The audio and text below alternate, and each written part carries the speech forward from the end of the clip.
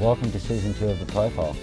I'm Gary Dunn, and in the hot seat tonight, we have a man who's just come from the hairdressers, fresh out, Mr. Alan Pithers. How are you, Al? G'day Gary, how are you, mate? Yep. Good to see you, mate. Deja vu, I feel like I've done this before. Oh yeah, so do I. It's been a long time, mate. At least about 5 seconds. Yes, you've just come all the way back from Germany. I have, yeah. I flew back from Germany. My arms are very tired from the flying, but I'm back and I'm very happy to be back. So if I was to say to you, Ik hasse Gary, wer hast du bitte? Would you understand what I was saying to you?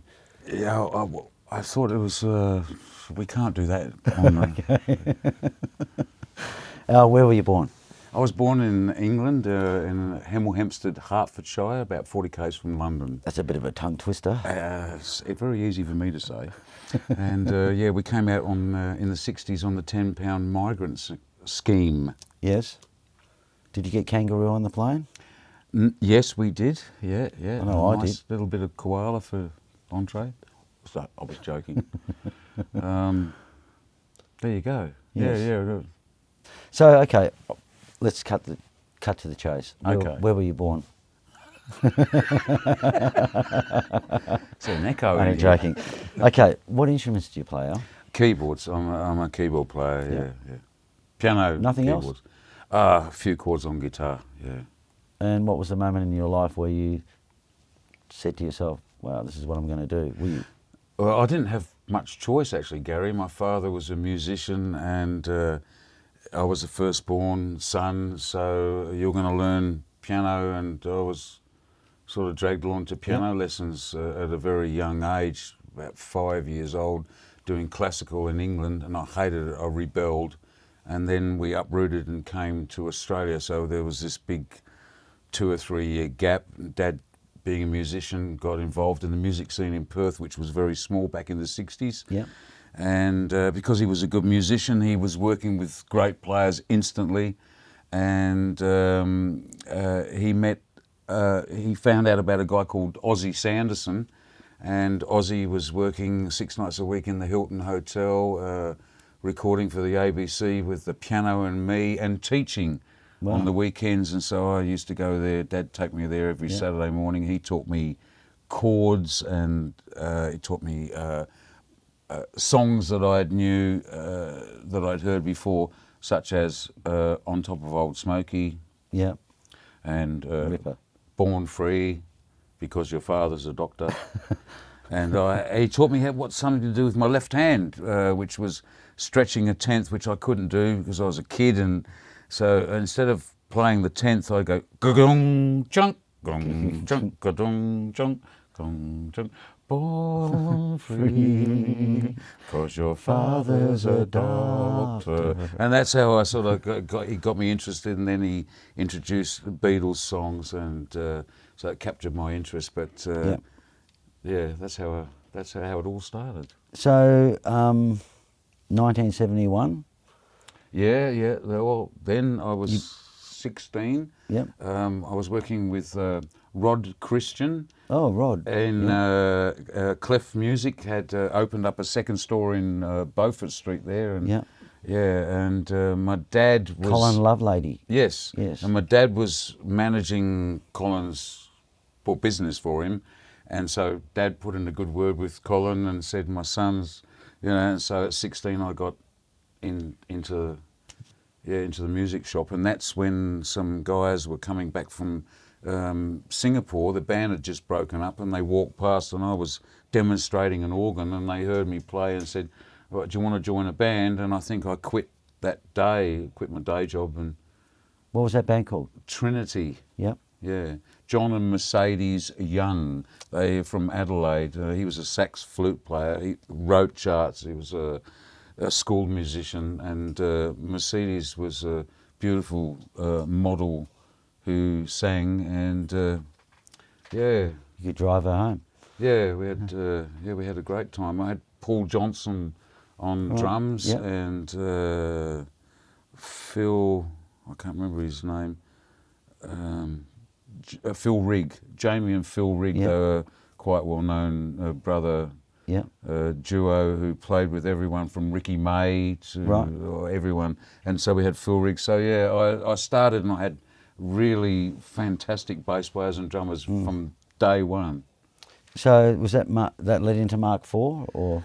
Pretty soon after that, yeah, I ended up in Mark IV. There I know was you said many reincarnations of Mark IV. Yes. I was in one of them. Yeah, because you mentioned Singapore, and I know Al Lyford, I think, started playing with you at that time. Alan Lyford was over from Singapore for about 4 or 5 years before I met him. Yeah. But I was 17.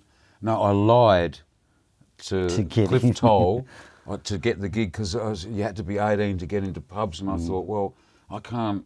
So I told him I was 16. Oh no, I told him I was 18, but I was only 17.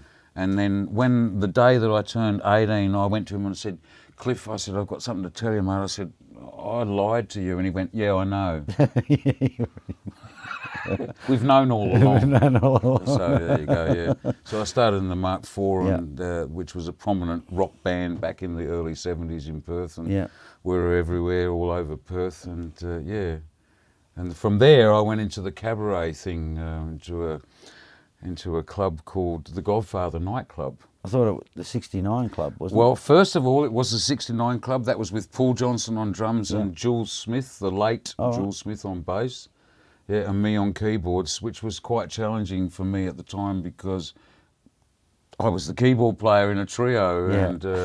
And Paul Johnson, for people that know him, was a very out there person and a drummer. So yeah, that was quite an experience. Yeah. So that was 1974. Yeah, and that club went on to become the Godfather nightclub. Rockaby it's Road. still a nightclub now, the Red Sea or the something, I can't remember, don't know the name of it. Opposite the Subi and Rockaby Road, above Witch's Cauldron. Yeah. It's been there for years as a nightclub. Yeah, it was called the Red something or other. Yeah, yeah. I think it's still there. So. Yeah. But I did 4 years in that club, and it was in those 4 years where we were doing backing floor shows. We had to even back strippers. This was before strippers realised they could get a cassette and put their own music on. They'd just say, oh, can you play some sort of rock song or a bossa nova? And we'd had the best view in the house, Gaz. So you didn't need to get paid. Yeah, and the owner of the club, who was an Italian guy, and if you know Italians, once they decide that they like you, you become family. That's it. Yeah. And so we were family to him, and this was in the days of Romano's and La Tenda and El Trovatore. Yeah. And well, he owned El Trovatore. I remember. But that's another story. Yeah, I remember actually being up there many times where the police are coming quick. Club 27. Yeah, everyone. They press a button, the money goes into the hides. Guys run off to the toilet. And you just sit there with a drink, and the cops walking through. And I was there. And outside, there's a flashing neon sign, Club 27, and it's totally illegal. Yeah. Well, my mates used to go to a brothel, but I never used to like doing that. I used to go and gamble. Of course you didn't. Of course. Yes. So, okay, moving on, you joined a band with Jim Rossiter. I interviewed Jim Rossiter a little while ago. Yeah, Jim and I are still very close friends. I spent probably 20 years in about 5 different bands, including a duo, which was called Jim Meets Al. That was at the end of my working career with Jim, but and he had a band called Catch. Brian Davidson was the lead singer and was the guy that rang me and said, we need a new keyboard player, and they needed a new drummer, and they got Richie Pavlidis at the same time as they got me. And so I went out for the audition on the Cloverdale Hotel. Yeah. And so I thought, well, and the keyboard player was leaving at the end of the week, and he was a keyboard player that he had, 5 keyboards there, 6 there, and there was keyboards there. I went, mate, just give me a piano, oh, that one there, okay, right, great. And so I thought I'd better show these guys what I can do. So I played a set with them, and looking back now, Gaz, I overplayed. I'll show you guys. And I just got the gig in Manteca, so I thought I was pretty cool, And I went to the band room at the end of the set, and I said, and I realised in that one set that Brian probably wasn't really the band leader. It was Jim Rossiter who was the band leader. So I went straight up to Jim. I said, when do I start? Oh, sorry about that. I said, when do I start? he said, well, we don't know. We haven't decided whether we want you yet. Personally, I think you overplayed, but that could be because you're trying to show us what you can do. But we'll give you a call next week. And I walked out of the band room about that. Yeah. Well, I got the gig anyway. Because Jim, I heard the story, obviously, at the end of the gigs, he used to get all the different empty bottles and pour it into one glass, all the little bits in the end. And He did that one night at I can't remember Gobbles. what they were called. Yeah. Well, the staff used to have to do the stock take. They have to put the empty bottles up. And, yeah, he went round one night and drained all the bits from every bottle on the bar. I can't remember what he called it, but it was a glass of something. But Yeah, he nearly died over that. he was telling me that every time he walks into one of your gigs, that you play, no matter what you're playing, you'll play The Hills Are Alive with the Sound of Music. Yeah, well, yeah. He does the same thing to you. Yes, he does, yeah. The guys in the Troubadours, they used to say to me, we'd love to hear one guitar solo without, because the Sound of Music quote in the solo. Yeah. But that was Jim. Yeah. That is Jim. Yeah, crazy man, crazy man. So original member of Manteca, that was 1980. Around the 80s, yeah, I mean, yeah. Somewhere in that time, Uwe was here and he was putting the band together, and I was fortunate enough to be asked to do the keyboard part. And what a brilliant band. It was great, Gary. We were Monday nights. We were at the Old Melbourne.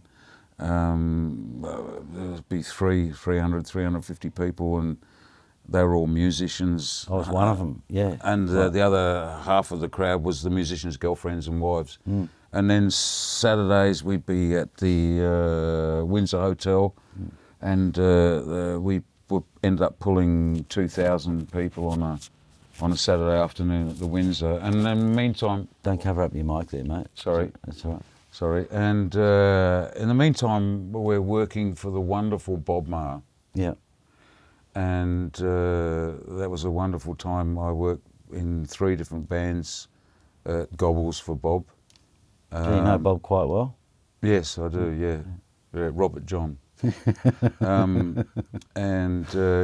had a wonderful time working for him up there. So was that world famous Oralettes was the first one? Yeah, or? one of my favourite bands was the world famous Oralettes, because it was a cover gig, as you know, because you worked there for longer than I did. But what we did was we had a couple of singles that we had out on the radio. We were first band in Perth to get FM airplay, and so we thought, well, we'll chuck these in a set. And the people stayed on the dance floor. They were crazy songs. A week later, they were staying on the dance floor and singing the choruses. So that was it, mate. I was hooked. It was like the biggest drug I ever had in my life, Gaz. So, I was basically running the band. So I went, right, guys, bring me some more originals. And then I couldn't wait till we've done a whole set of originals. Now we've done 2 sets of originals, and we pulled the wool over their eyes for about a year before they went, guys, this is actually a cover gig. You don't play any covers.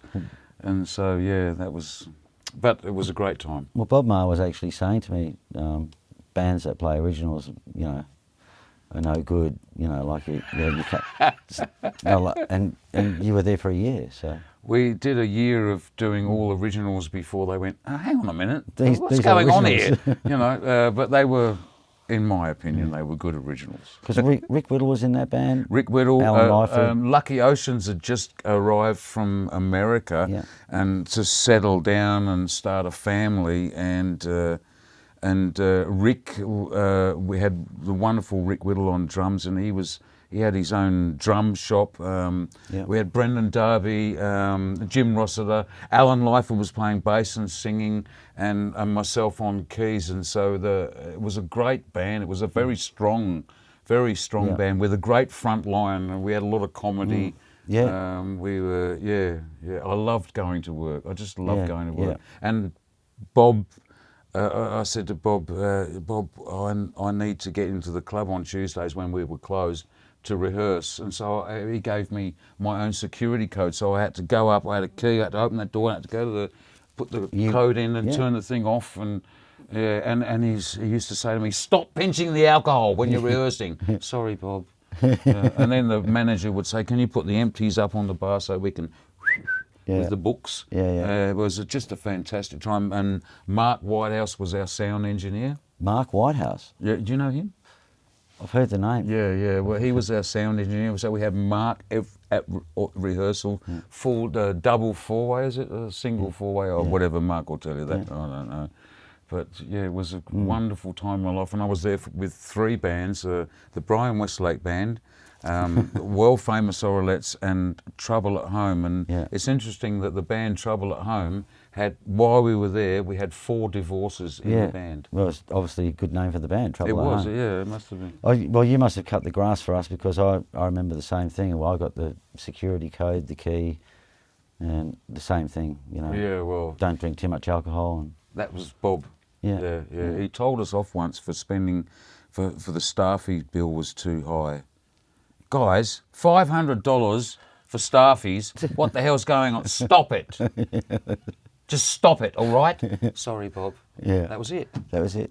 Yeah. Never went any further. He always used to give me everything I ever asked for. I loved it. World famous Oralettes was Pecco, a good friend Pecco, who's not with us anymore. He managed you guys. John was managing for a time of the band's life. John was our manager. Yeah. God rest his soul. Yeah. Lovely man. Because talking about Bob and John in the same sentence, obviously they go back a long way. When Bob used to leave the door open at Pinocchio's for him to come in his lunch hour, I think. Yeah. Pecco tells that story really well. So after that, you went solo. Yes, that's right. Yeah. You didn't like Rick and Al and Brendan well, I did a anymore, duo with Jim for a while, which was called Jim Meets Al. And I mean, I have. There was times in my life where I had a trio with Alan Lyford and Glenn Walsh. That's right. Yeah. And that was a great trio too. That was a very strong trio. But the solo thing sort of fell in my lap, Gary, and I. Sheraton, wasn't it, or? And the Sheraton came up, and that was a great gig. That was in the days where one hotel in Perth was employing 3 piano players full time. I mean, it was just a dream. And so Angelo Campana was doing the 6 till 9, and I was doing 9 till 1. And then Ram, I don't know, Ram Animale had been in the restaurant for 15 years, and he is Mario Animale. He was his dad. And Mario is a keyboard player in Perth, and he's absolutely a fantastic piano player. Yeah. Got it from his dad. Yeah, so I did 6 months in the Sheraton, and then Hamilton Island, Ayers Rock, Darwin, and West Point Casino in Hobart all just started to happen for me, and I was like 3 years doing that when I scored the gig in Germany by being out at Ayers Rock. So can you tell us about how that happened? So I was out at Ayers Rock in the middle of the Australian desert, minding my own business, doing my job, and these Germans are sending up the Jack Daniels, and I can't drink them, I've got to work, and so I go, look, please, thank you for the Jack Daniels, but I've got to work and no more. And they go, we're opening an Australian bar in Dresden, and we'd like you to come and open it for us. And they flew me there the first time, and they soon realised they didn't have to do that anymore. But anyway, so I went over there in 1999 and opened the bar for them. And when I finished my contract, they said, would you like to sign contracts for next year? I went, oh yeah, I had a great time. Yeah, why not?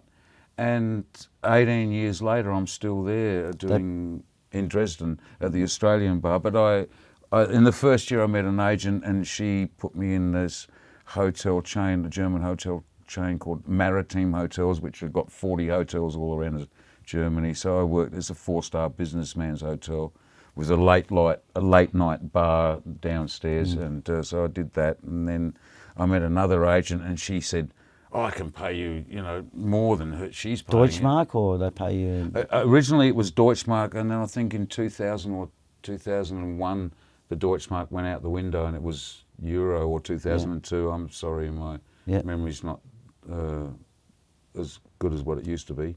But and the Deutschmark was around the same as the dollar, almost 1 for 1 when I started working there. And yeah, and then this other agent got me more money and got me into city gigs such as Intercontinentals in Frankfurt and Cologne and Berlin and yeah. So I worked all over. I worked all over Europe, but most of my work's been in Germany because the Germans treat me the best, and they pay me the best. Guess. Wow. Yep. Why not?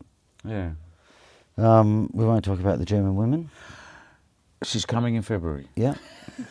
Good. Which night? Have you got it planned or?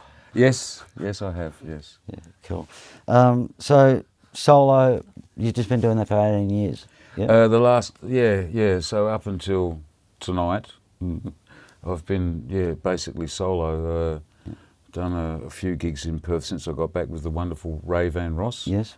Another person we've interviewed. Yeah. Wonderful man. And but I'm trying to get down to Scarborough and catch waves, but that reconstruction of Scarborough is keeping me out of there, you know, and go to City Beach, and it's not a surfing beach. I mean, this is the problems I have at the moment, Gary. They're massive problems. I love them. I hope you can get over them very quickly. So talk to me about your time in the Navy. I believe you were in the Navy.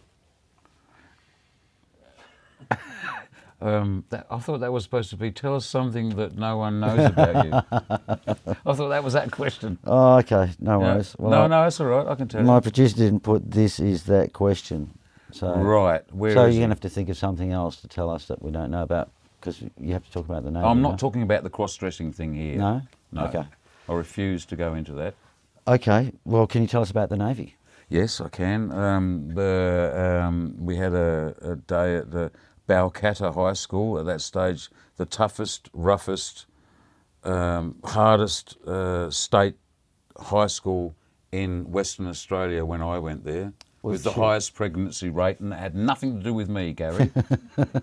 Yes, what, tougher than Armidale or Balga or? No, it was Balcatta. Was it? It had the reputation. Yeah, it was quite proud of it too. You know, and we had one of those days where people come out to give you a career day, and so I was 15 at that stage. You could legally, I don't know whether it's still the same, but you could leave school in Western Australia at 15. Yeah.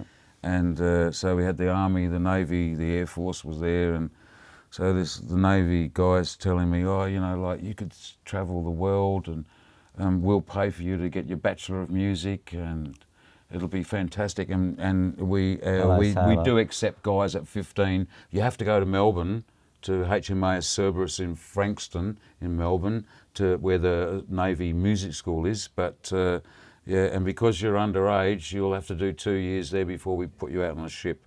And so, I thought, well, fantastic. So I signed on. Fortunately, they had a 6-month period where if you didn't like it, you could get out. Yeah. And so, yeah, I got out because I said, but how can you push a piano around a parade ground? And he said, well, obviously you're not going to do that. We might have some concerts and They stuff. didn't have the keyboard things that you could hook around. Not then, no, Gary, no, that was way before that.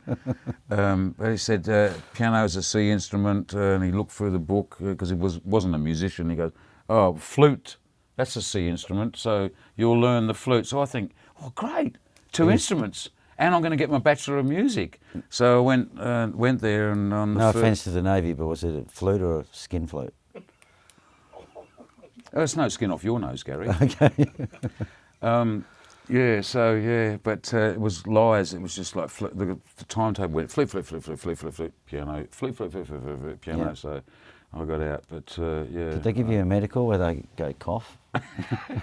No, what they did do was they tortured me in a kangaroo court where I got whipped by 42 guys, supposedly 4 times on my back, and I had my nerve endings on my back. And Is this a true story? yeah. Wow. Yeah, I was tortured. What do you do? Kangaroo court. It's an initiation ceremony. All right. You go through this, now you're one of us. All right. But I said to them afterwards, I said, how can you do that to someone? So they put a Navy bed up on its end, and the clamps that you have, everyone gets a Navy bag. You see them on the movies. And so, and there's a clamp that you put that. So they clamp your hands to the bed.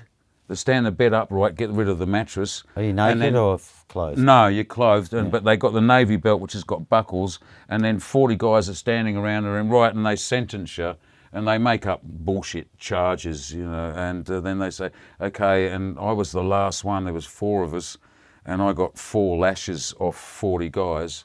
So So it's 160 lashes? Yeah, so it was torture. Yeah, Wow. it was torture.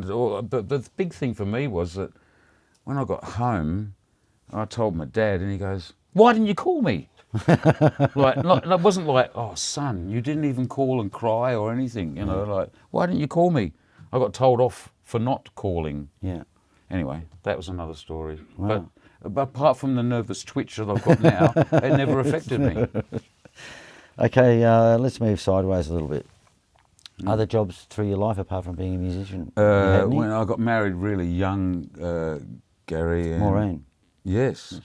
Got married to Maureen really young, and I was 21, I had 2 babies, and we needed more money, and because we both come from poor backgrounds, and so I got a job, and I think it might have been in what's called Malaga now, Yes. but it wasn't called that then, and it was in this factory where they were making garden sheds, and so the wall of the garden shed, there was a sheet of aluminium, and you had to put a angle iron there and an angle iron there, and there was all this stuff hanging from the roof, and you go zzz, zzz, zzz, and drill the holes, and then get a pop rivet going, go, pch, pch, pch, and then lay that up, and then get the next lot. And when I went there, I went for the interview, and the guy said, "Can you start tomorrow?" That was the interview, and I went, yes. And so I went there, and it was all guys that were on work release from jail. Okay. So I did that for about 2 or 3 months, and all bank robbers, and it was pretty heavy. And then I went and delivered bread for 2 or 3 months until I was working at the Godfather at the time, and I was working from 10 till 3 at the Godfather nightclub, and then starting the bread delivery round with Tip Top Bakeries from 5 in the morning till lunchtime.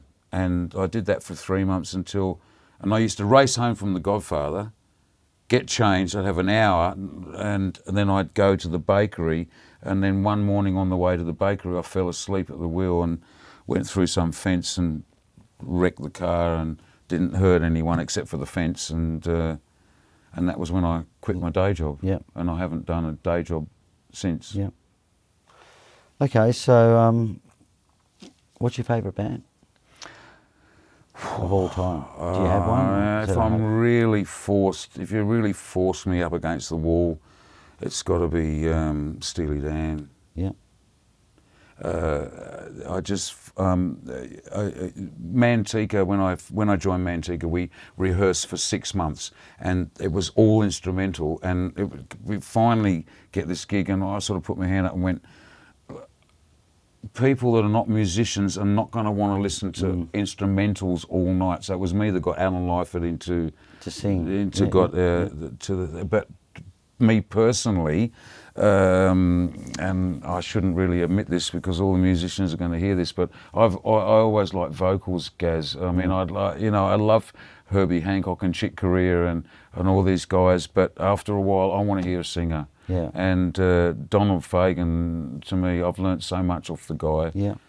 He's a bit of a god. And apart from that, it would be the boss of Earth, Wind and Fire, White, Maurice White, who died a few years ago. Yeah. So I've listened to Earth, Wind and Fire since I was a little kid. And great band. Yeah. Okay, so that's 3 favourite bands. Cut this one a bit shorter if you can.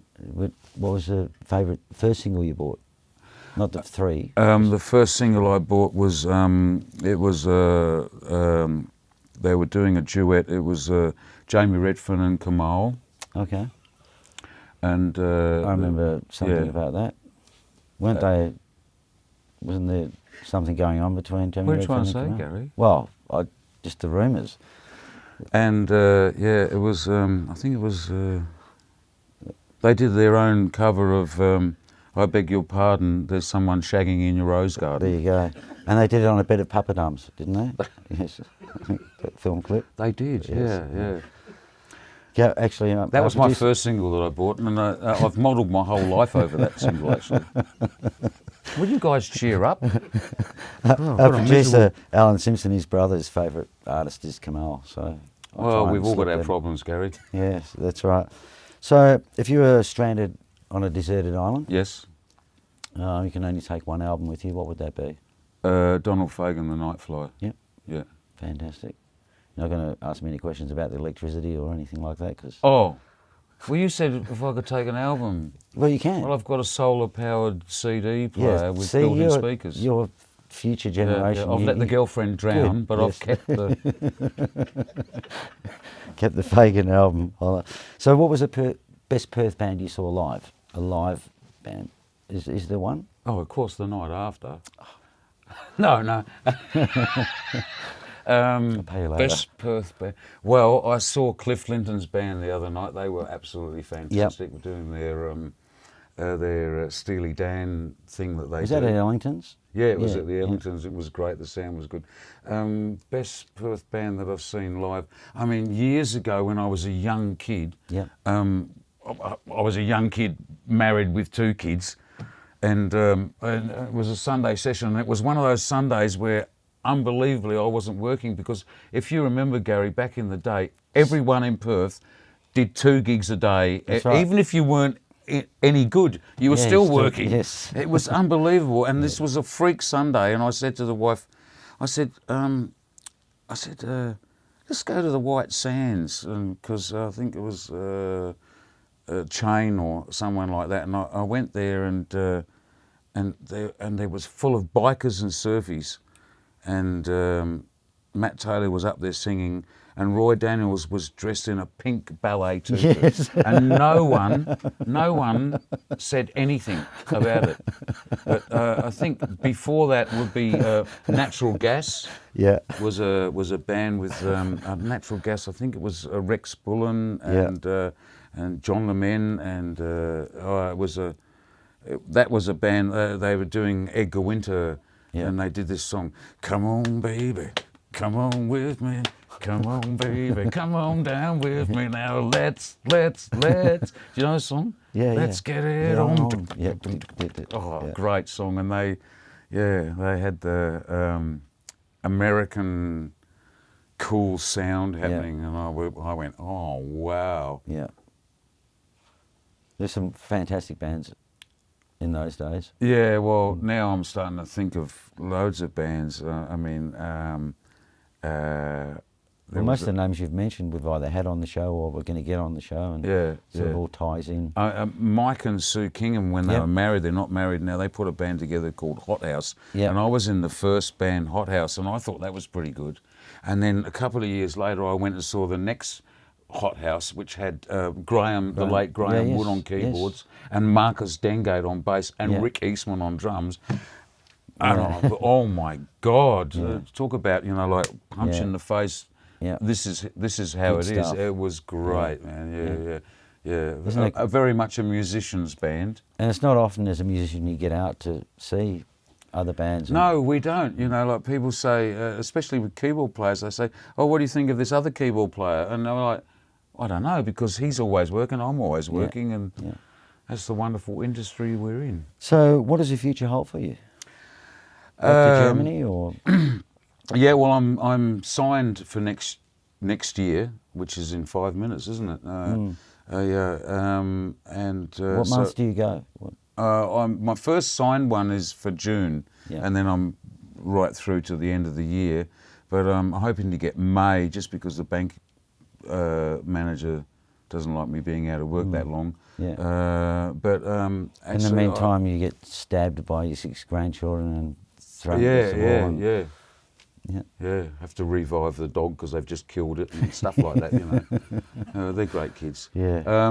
So it must be fantastic to come back, 6 grandchildren and. Oh, I love it, mate. Yeah. I love being a granddad. In fact, I'd say to anyone out there that being a granddad is the best gig of my whole life, Gary. Well, you know. Yeah, you know what it's like. It's you know. fantastic. So when I do my granddad gig, right, before I go in the house, I go in the garage, make sure no one's looking, get out of all my clothes and put my daughter calls it my granddad clothes on, which is just shorts and t-shirts. It doesn't matter how much stains of crap and ice cream and chocolate and shit and snot, and Yes. it doesn't matter. Yeah. I don't care, you know. So Yeah. I get changed and then I walk in, Granddad, and it's on. Yeah, yeah.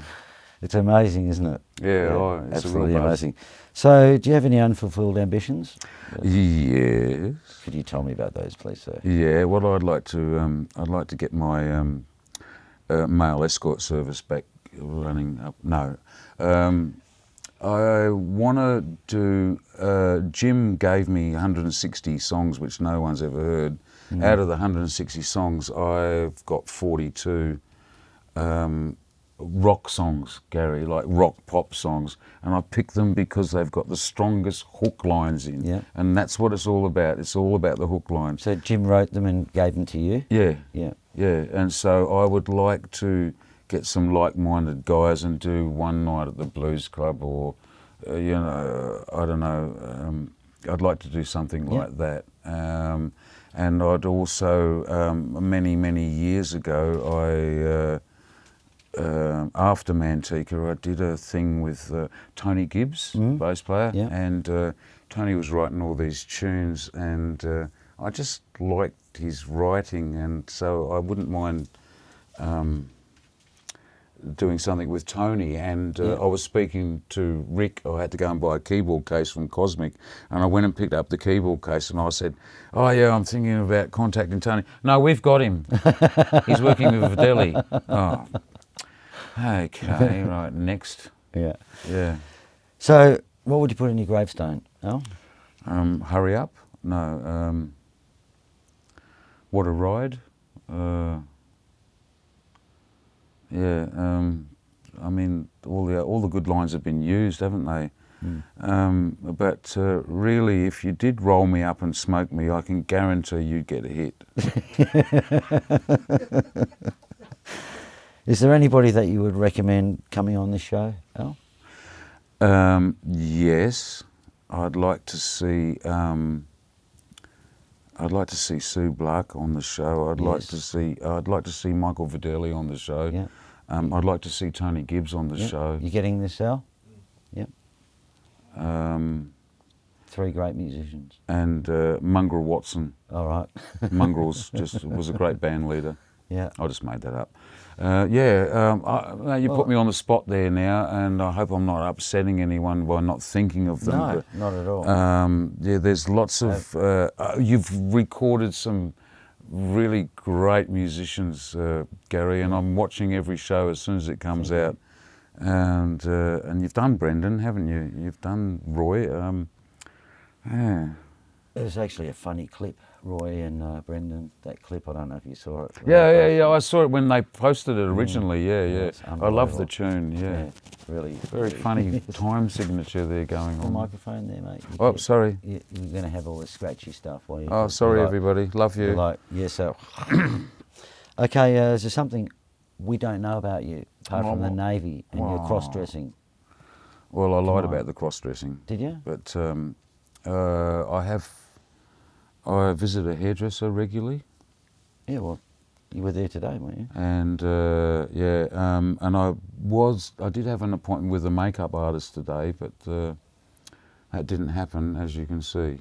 But apart from that, no, I collect memories of days gone by. Women, actually, memories of women, Gary. Memories of women? And you wouldn't know anything about that because you've been a very, very loyal, happily married man all your life. But what happened to me was I got married very young, and then when I was 40, I was like kicked out, and now you're single.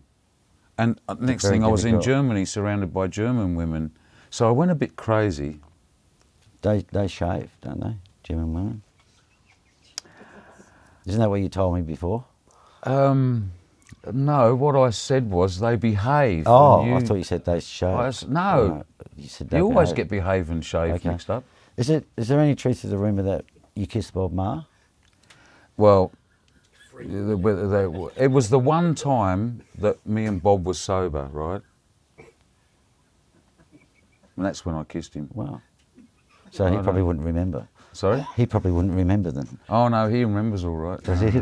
We had quite an audience that night. I can tell you. Look, Pub Legends Do you remember of the Perth. Daily News? Yes, I remember the Daily Front News. page, mate. Yes. Yeah.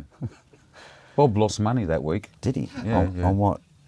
He's never forgiven me for that. He said, if you hadn't have kissed me and it didn't get into the Daily News, we would have made our budget that week. Yes. And plus you drank all the Yeah, well, don't tell rehearsal. him. He doesn't know about that. I don't want him to know either. Pub Legends of Perth. Yes. All Perth bands. Manteca's on here.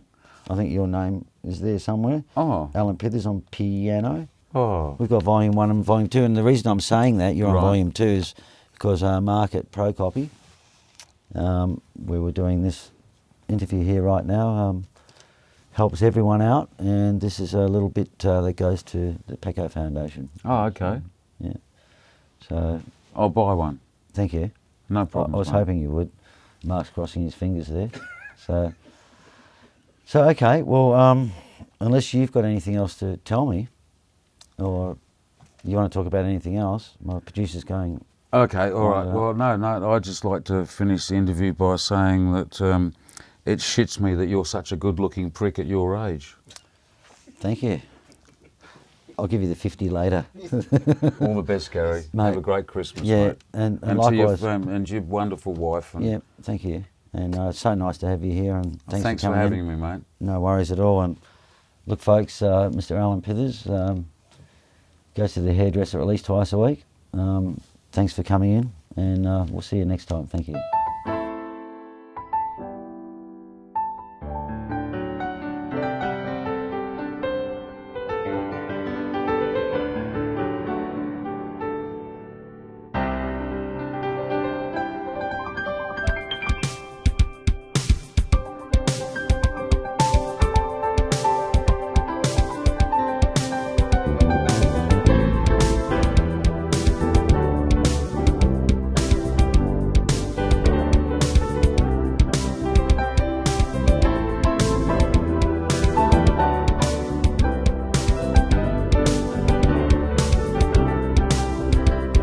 Standing there, plugging time, waiting for the welfare dime, 'cause they can't buy a job. Man just looks in the village by and catches the poor old lady's eyes, and just for fun he says, get a job.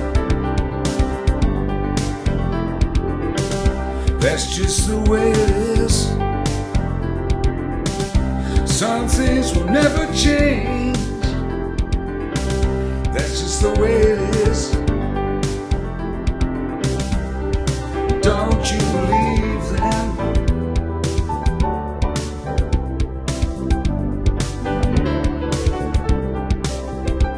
I said, hey little boy, you can go where the others go, 'cause you don't look like they do. I said, hey old man, how can you stand to think that way? Did you really think about it before you made your blues? He said, son, that's just the way it is. Some things will never change. That's just the way it is. Oh, don't you believe them?